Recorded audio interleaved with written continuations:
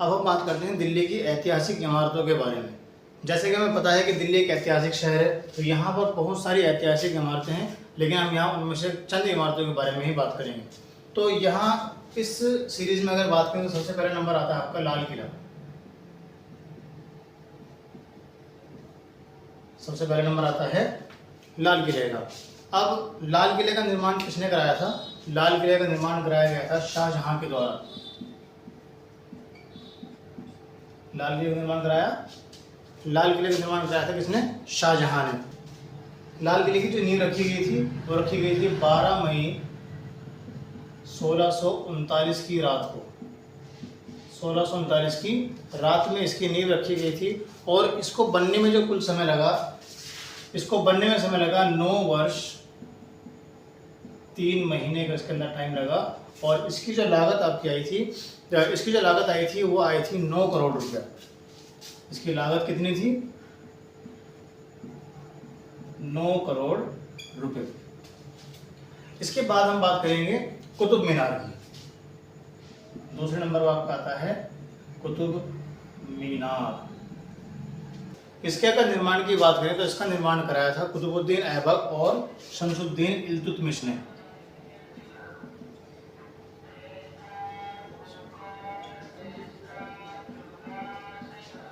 कुतुबुद्दीन ऐबक और शमसुद्दीन इल्तुतमिश ने कुतुब मीनार का निर्माण कराया था। कुतुबुद्दीन ऐबक और शमसुद्दीन इल्तुतमिश ने। और कुतुब मीनार की जो ऊंचाई है, कुतुब मीनार की ऊंचाई है 243 फीट, 243 फीट और 8 इंच। इसकी ऊंचाई कितनी है? 243 फीट और 8 इंच है। और इसका जो नाम रखा गया था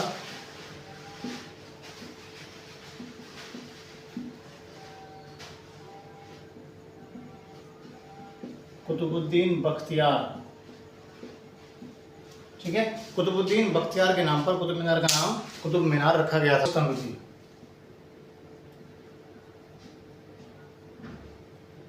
लोह स्तंभ। ठीक है, लोह स्तंभ जिसको हम लोहे की लाट भी कहते हैं। इसको हम क्या कहते हैं? लोहे की लाट। लोहे की लाट या फिर लोह स्तंभ, दोनों एक ही चीज है। लोह स्तंभ के ऊपर ब्राह्मी लिपि में, लोह स्तंभ के ऊपर ब्राह्मी लिपि में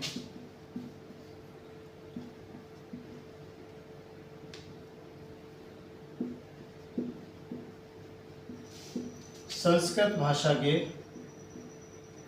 6 श्लोक लिखे हुए हैं। लोह स्तंभ के ऊपर ब्राह्मी लिपि में संस्कृत भाषा के 6 श्लोक लिखे हुए हैं या खुदे हुए हैं। ठीक है, और ये जो आपकी ब्राह्मी लिपि है, ये जो आपकी ब्राह्मी लिपि है, इसका उपयोग 4वीं शताब्दी में किया जाता था। ब्राह्मी लिपि का उपयोग 4वीं शताब्दी में किया जाता था। नंबर 4 पर आपका आता है अलाई मीनार और एक शासक हैं अलाउद्दीन। अलाउद्दीन कुतुब मीनार से 153 मीटर की दूरी पर, 153 मीटर की दूरी पर एक और मीनार बनवाना चाहता था। और इस मीनार की ऊंचाई क्या होती? इस मीनार की ऊंचाई कुतुब मीनार से दोगुनी होती। कुतुब मीनार से दोगुनी होती। लेकिन जब इस मीनार की ऊंचाई 24.5 मीटर हुई, जब इस मीनार की ऊंचाई 24.5 मीटर हुई तो 1315 में अलाउद्दीन की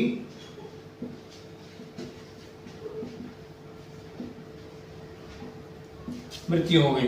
1315 में अलाउद्दीन की मृत्यु हो गई और इस मीनार का निर्माण कार्य वहीं पर रुक गया। इसके बाद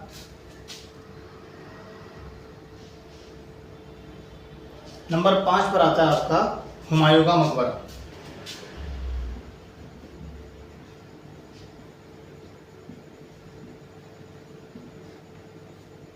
हुमायूं का मकबरे का निर्माण कराया था हमीदा बानो बेगम ने।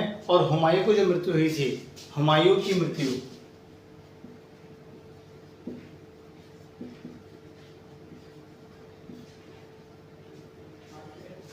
हुमायूं की मृत्यु कब हुई थी? हुमायूं की मृत्यु हुई थी 24 जनवरी 1556 में। छठे नंबर पर आता है आपका दरगाह हजरत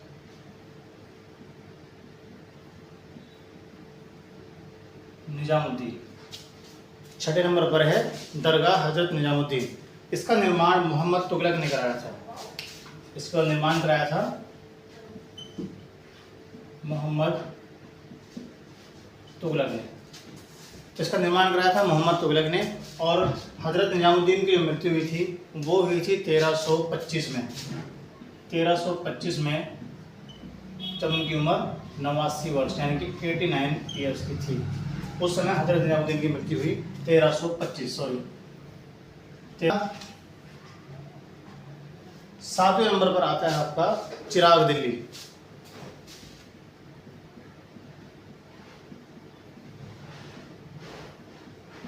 चिराग दिल्ली ये हजरत निजामुद्दीन के एक आध्यात्मिक उत्तराधिकारी थे जिनका नाम था नसीरुद्दीन रोशन चिराग। नसीरुद्दीन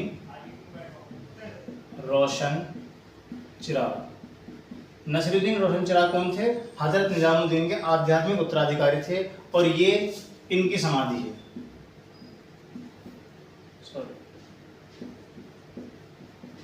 जो चिराग दिल्ली है वो नसीरुद्दीन रोशन चिराग की समाधि है। इसके बाद नंबर 8 पर आपका आता है पुराना किला। पुराना किला ये एक चिड़ियाघर के पास में है और इसका निर्माण किया गया था। इसका निर्माण कराया था शेर शाह सूरी ने। इसका निर्माण कराया था शेर शाह सूरी ने और ये निर्माण कार्य हुआ था 1940 से लेकर के 1945 के बीच में। 1940 से लेकर के 1945 के बीच में, क्योंकि सूरी वंश कब आया था? 1940 में आया था। यहीं से इनके शासनकाल की शुरुआत हुई थी और उसी शासनकाल के दौरान शेर शाह सूरी ने पुराने किले का निर्माण कराया था। इसके बाद आपका आता है नंबर 9 पर है खूनी दरवाजा।